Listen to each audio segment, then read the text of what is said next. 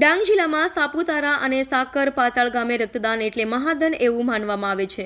લોહીની સૌથી વધુ જરૂરિયાત થેલેસેમિયા પીડિત તેમજ અકસ્માતમાં લોહી વહી જવાથી આવા દર્દીઓને લોહીની જરૂરિયાત ઊભી થતી હોય છે।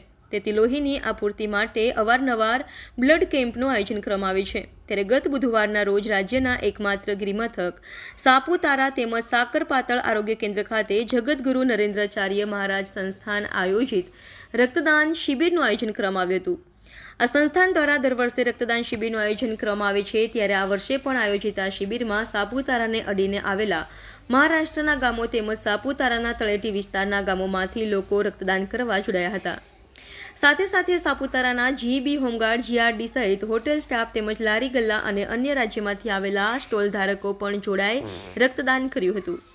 જે સાપુતારા ખાતે 200 યુનિટ અને સાકાર પાતાળ ખાતે 216 યુનિટ એમ કુલ મળી 416 યુનિટ રક્તદાન થયું હતું। આ રક્તદાન સ્વીકારવાની કામગીરી શ્રીમદ રામચંદ્ર હોસ્પિટલ ધરમપુર દ્વારા કરવામાં આવી હતી અને મોટી સંખ્યામાં રક્તદાન કરવા બદલ જગતગુરુ નરેન્દ્રાચાર્ય સંસ્થાન ડાંગના પદાધિકારીઓ દ્વારા લોકોનો આભાર માન્યો હતો।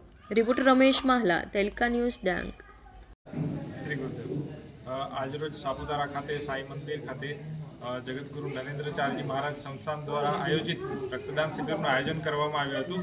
જેમાં આ શિબિરની અંદર અમારો લક્ષ્ય 400 પારનો હતો।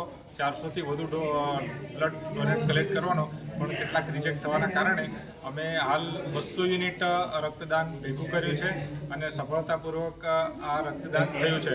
હાલ આજની તારીખે એટલે કે 8મી તારીખે સાપુતારા ખાતે અને બીજું કેન્દ્ર વઘઈ તાલુકાના સાકર પાતાળ ખાતે યોજાયું હતું। ત્યાં પણ 200થી વધુ યુનિટ રક્તદાન થયું છે।